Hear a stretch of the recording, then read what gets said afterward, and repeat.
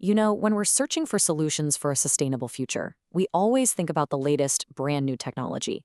But sometimes the most powerful answer is something ancient. Today, we're going to look at how one of South African agriculture's biggest, most devastating problems is being solved by a four-legged warrior that was literally forged by centuries of evolution. First, let's just get a sense of the scale here. Take a look at this number. That is the estimated cost every single year of just one tick-borne disease in South Africa, heartwater. We're talking over R1 billion just wiped out year after year. It's a staggering figure, and it really paints a picture of a crisis that's crippling the livestock industry. So before we can really appreciate the solution, we have to understand the enemy. And this isn't just a small problem. It's a relentless, incredibly costly war that farmers are fighting every single day against a tiny but absolutely devastating parasite. Now, the main villain in this whole story is a disease called heartwater, and it is brutal. It's an acute infection that attacks an animal's system, causing fluid to build up around the heart and brain, leading to severe neurological damage. For a lot of the common cattle breeds out there, catching this is basically a death sentence. We're looking at fatality rates as high as 80%. And heartwater doesn't come alone. It's got some nasty allies, like redwater and gallsickness. These diseases are every bit as vicious. They go after the red blood cells, causing horrible anemia and organ failure. And you see a pattern here, right? They are especially deadly for the cattle breeds that aren't native to the region, the big commercial breeds. But here's the real kicker. The weapons we've been using in this war, they're failing. The chemical treatments, the dips, they're called acaricides, they're just losing their punch. Ticks are evolving, building up resistance at a terrifying rate. We're at a point where this is a problem on 70% of farms. So farmers are stuck spending more and more money on chemicals that do less and less. But what if the answer isn't in a chemical bottle? What if it's already there, in the bloodline? Well, this brings us to the hero of our story, an ancient natural warrior that is perfectly equipped for this very modern battle. Let's talk about the Boran cattle. Now, the Boran isn't some newfangled creation. It's a masterpiece of natural selection. Its story starts way back, over 1,000 years ago, with its ancestors in East Africa. For centuries, it was shaped and perfected by the Borano tribes in these incredibly harsh savanna environments. They were breeding an animal that was tough, resilient, and just hardy. It wasn't until the 1990s that the Boran was brought to South Africa, bringing this ancient genetic toolkit to a whole new frontline. So, how does it do it?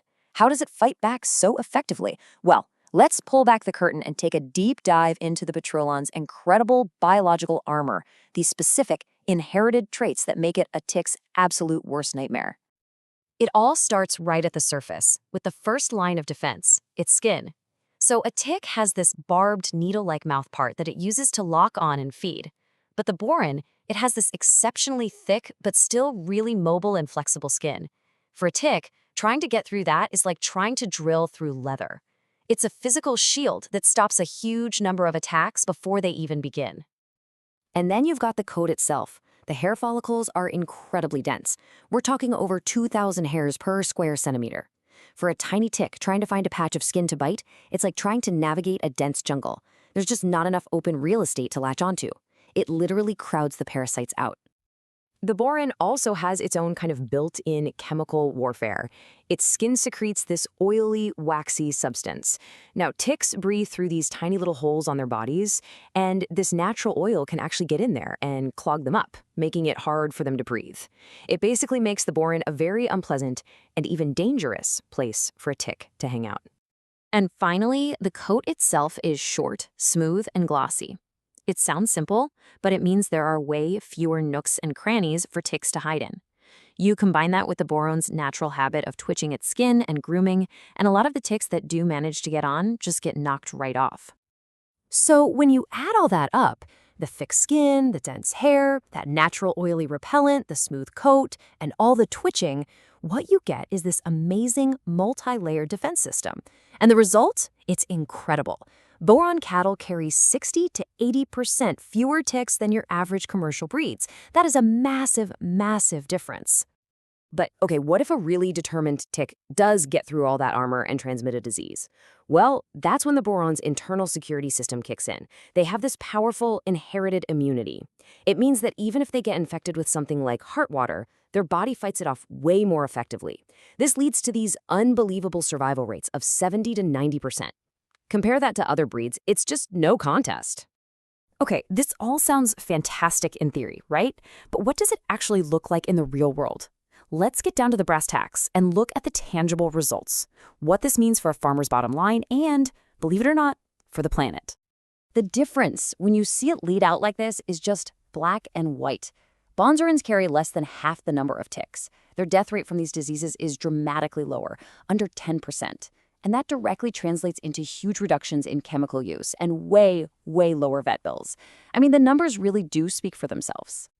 And those lower costs, they add up to a massive economic payoff. A commercial farmer can easily lose over R1 million in just 4 years from dead or sick animals. By making the switch to Boran, those absolutely devastating losses can be slashed by up to 70%.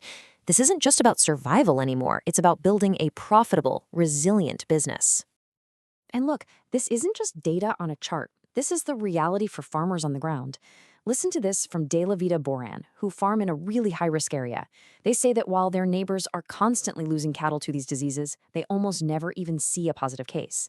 That is just powerful, real-world proof that this works. And the good news doesn't stop at the farm gate. Think about the ripple effect. By drastically cutting down on the need for all those chemical dips, Boran cattle are helping protect the wider environment. Less chemical runoff means cleaner water, healthier soil, and a safer home for local wildlife.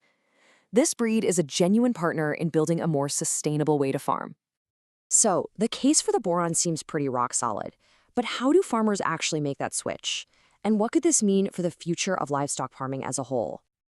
Okay, let's talk about the big hurdle, the initial investment. Because yes, purebred Bourbon can be more expensive up front, but you have to look at the bigger picture. When you put that one-time cost up against the massive, continuous savings on chemicals, medicine, and lost animals over just a few years, the return on that investment becomes crystal clear. It's a strategic move for the long haul. And the great thing is, you don't have to jump in head first. There's a really practical path forward. Farmers can start by simply crossbreeding Boran bulls into their existing herd.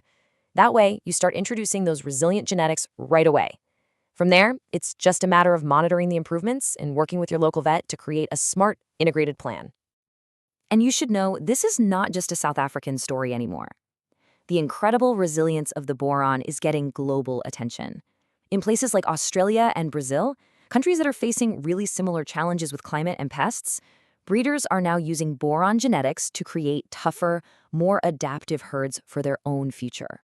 Which really brings us to a final, thought-provoking question. As we face all these new pressures on our food systems, from climate change to new diseases, this ancient breed offers a really powerful lesson. Maybe the most innovative, most modern way forward is to actually look back, to look to the wisdom that's already encoded in nature's own survivors. What do you think?